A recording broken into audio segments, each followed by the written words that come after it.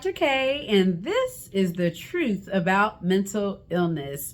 Hello, and welcome back to everyone who has already liked and subscribed, and you're tuned in and you're following this platform because, like I said, you and I are on the greatest mental health and wellness journey of our lifetime. And I'm just so blessed to have opportunity to bring this platform to you through the lens of my own experiences of over 20 years now being diagnosed with two mental illnesses, one of which is quite severe. And so this is a really vulnerable space for me.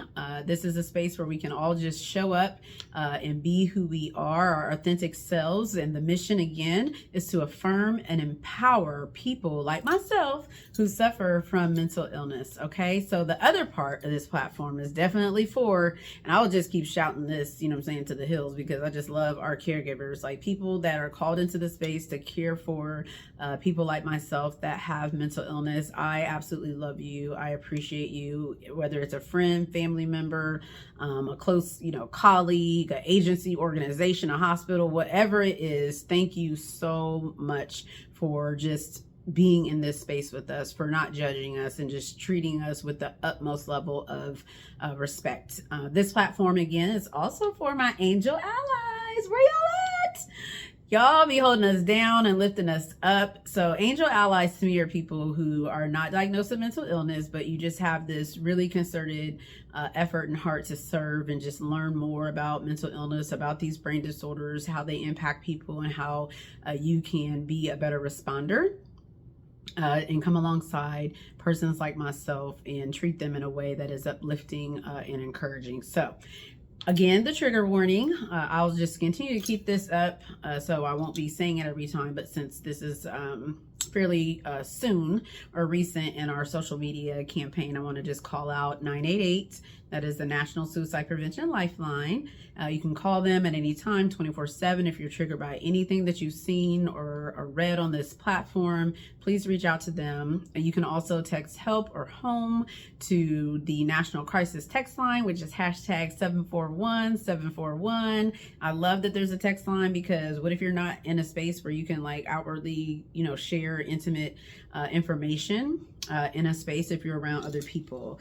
The other thing about me, you'll see, and I did mention this before, I always have notes because living with these brain disorders for this long, I need, hints and reminders just to make sure that our time together stays on track and it's as robust as it can be. So last thing I want to share, just as a reminder about myself, is that I have been in this space for almost 30 years now in behavioral health. So I started working in psychiatric hospitalization settings. I've also worked in crisis settings for, mental illness and addiction. I've worked in college student mental health. I've worked in community mental health. And I've also served as a behavioral health administrator. On top of that, I've got all this experience that is truly lived. Okay, and I'm still living it out. That's why I said this is the greatest mental health and wellness journey of our lifetime, because the things that I have been through, y'all about to get it.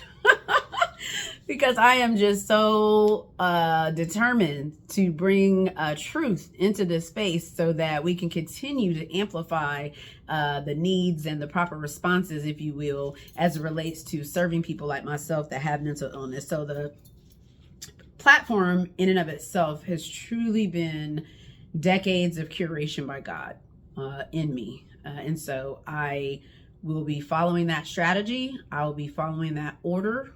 As I said before, I'm not running ahead of my gift, no matter what anybody says. If it's in alignment, I'm doing it. If it's not, then I'm not going to be able to do it. Maybe later, but if it's not right now, then I'm not going to be able to do it. So let me just be clear about that. So let's talk today about rules of engagement for this particular platform, because I know that mental illness and behavioral health in general can be very stigmatizing. And I'm really appreciative of a lot of different campaigns that I've seen over the years that are specifically targeting how to end stigma.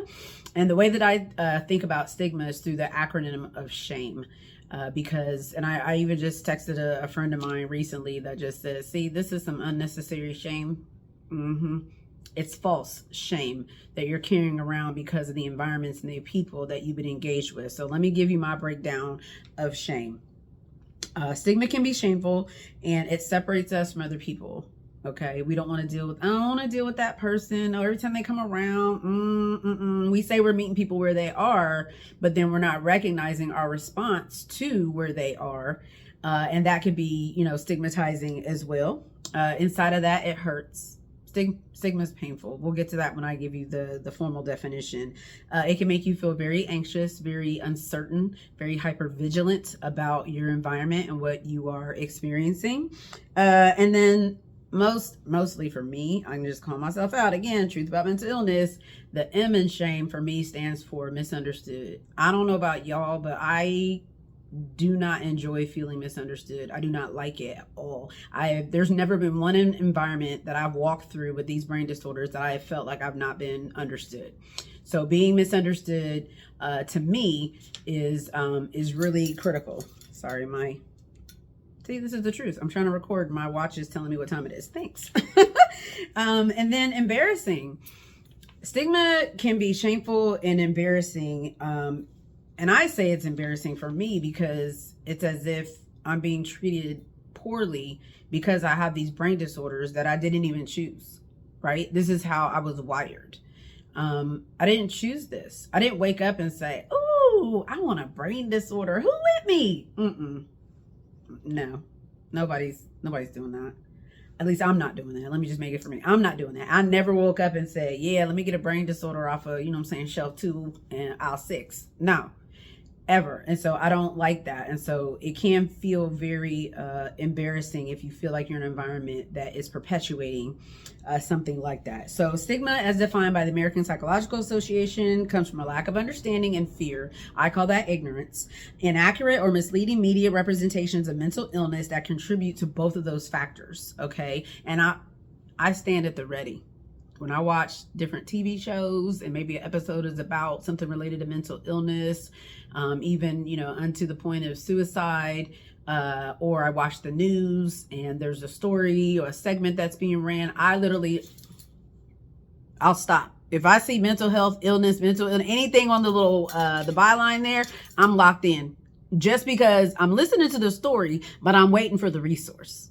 Okay. And I can't say that societally, and I'm sure you have noticed this too, that is happening a lot more now. And so I feel like that is just absolutely amazing that if you're going to talk about, mental illness or addiction or anything connected to behavioral health, then you've got to provide the resources so that people know who to call, where to go, and get the help that they need. So cheers to that, landmark piece of media representation as it relates to mental illness. So we've all got this value proposition, in my experience, when it comes to ending stigma.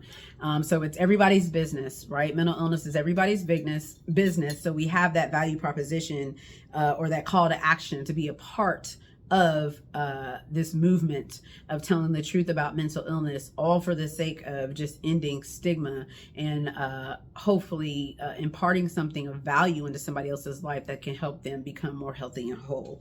So foundationally, we're going to respect everyone at all times on these platforms, affirm and empower people with mental illness, and the critical roles that I just mentioned that we play in making sure that we maintain that level of motivation in this particular space. Again, our caregivers, our ally angels, and kindness 100% of the time. If you didn't watch the first video to kick off the social media campaign, please go back and look at that, because the call to action in that space is all about kindness. And then no judgment. I've had several clients over the years who have said things, and one client in particular was just like straight, honest and raw with me at the end of doing a psychological assessment. They were like, "I know you're judging me. I know that you can't wait to point the finger at me. I know that you're thinking all these things about me."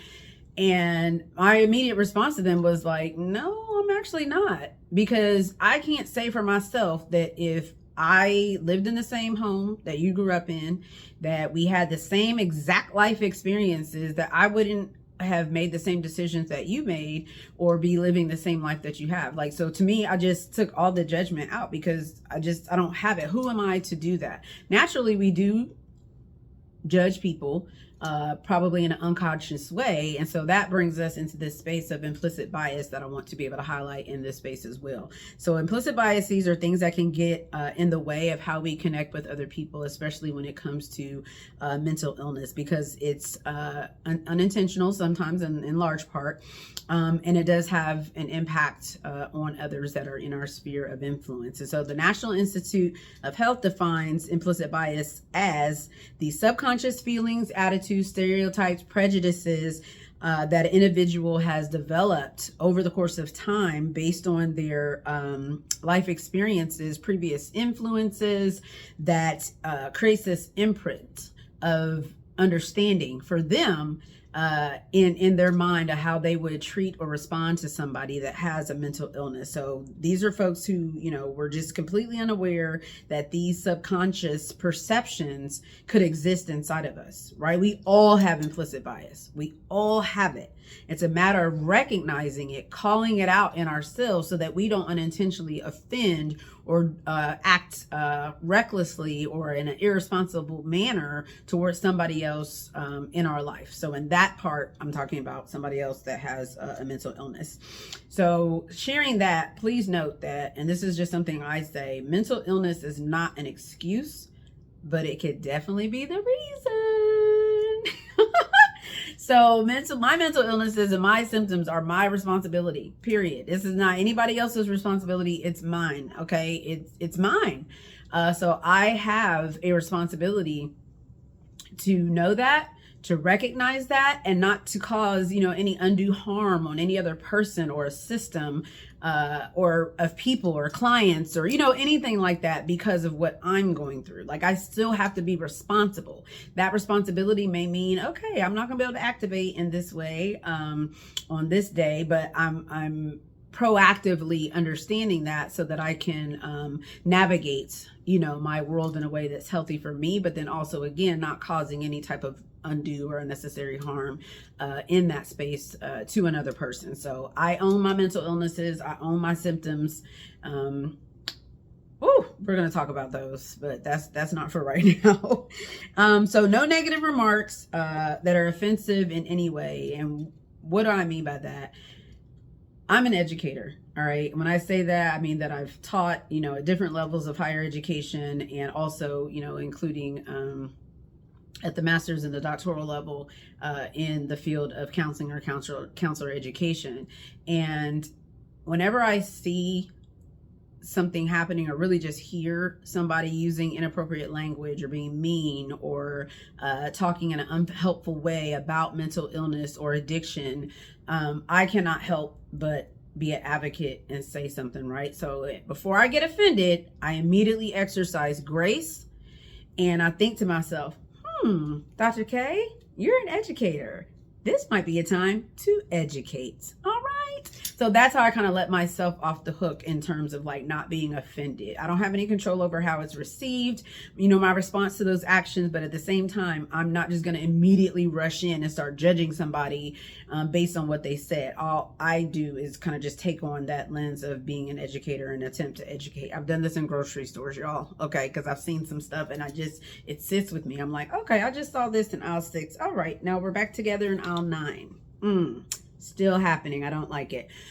So then I will come up with some language, in the moment to be able to share and just advocate. And it's literally like 2-second interactions. Sometimes it goes okay. Sometimes it's like, girl, who are you talking to? You know what I mean? So I can't promise on outcomes, but before I take offense, I do my best to try to extend grace and then be able to educate out in this space. So on the positive side, I'm definitely determined to make sure that these platforms that you'll see me on are safe spaces for all of us. So sharing that, myself or anybody, on my team, definitely reserve the right to review all these comments. And if anything is offensive beyond, that education and that grace, then it will be taken down.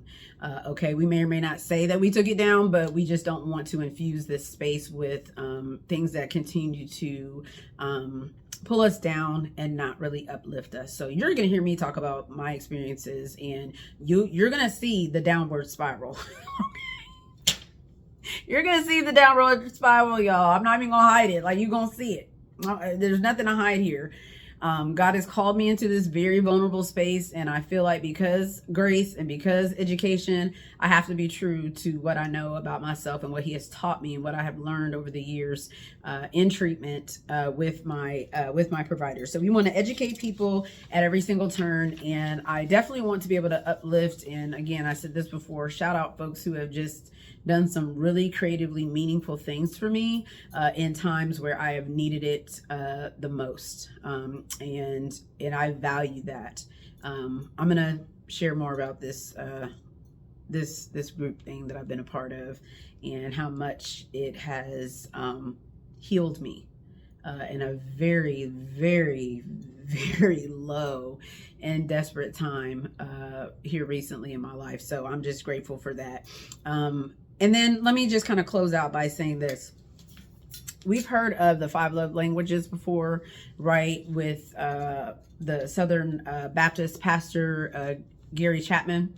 And you can go online, just Google that, okay? And do the quiz and see what your love language is, okay? There's also a version for languages of appreciation in the workplace. This is helpful so that you know more about yourself and the people that you're connected to. In either one of those spaces, you're learning more about yourself and you're learning more about the people that you are actually engaging with and connected to on a regular basis. And I'm bringing this up because it is to no surprise, y'all, that my number 1 love language is words of affirmation. What? Surprise, right? Not surprised. That is my number 1 love language. It's also my number 1 language of appreciation in the workplace. And that's just something that I value. We all have different love languages. We pour out of that love language, whether we know it or not. We just do. I am really big on affirmations. I do everything in my power every single day before I even step out of my house to go to my car and, go to work, or on the weekends, get involved with any particular engagement, even if it's just going to the store, to just affirm myself, right? For me, I usually do that through scripture and just reminding myself of who God has called me to be, regardless of all the chaos that might be happening up here. And so I'm definitely not surprised that words of affirmation is my number 1 across basically every single aspect area of my life. I'm also a licensed counselor, so affirming people is kind of like my thing. It comes natural to me because it's who I am.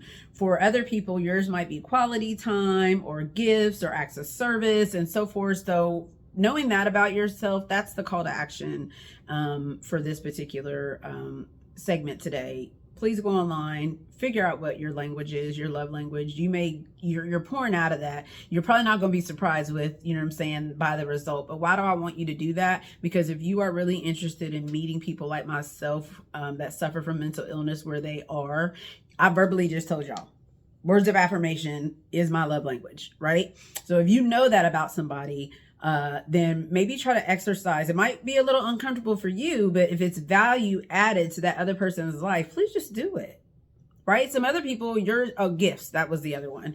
Maybe yours is receiving gifts. That's great. So if that's your love language and we are in any type of relational, space, then I need to honor that for you, right? If quality time is something that you value over words of affirmation, then we're close and I value you, then I need to do that with and for you. So maybe just think about, after you do that, think about somebody that is in your regular sphere of influence that you can exercise, that gift of knowing your love language and be an encourager, to them. Maybe it's just a little note card. I'm the person that for decades, and I know there's at least one person that's probably gonna watch this video that can attest to what I'm about to say, but I keep like a little tiny prayer canister on my desk, my home desk, or at work, depends on where I'm activating the most.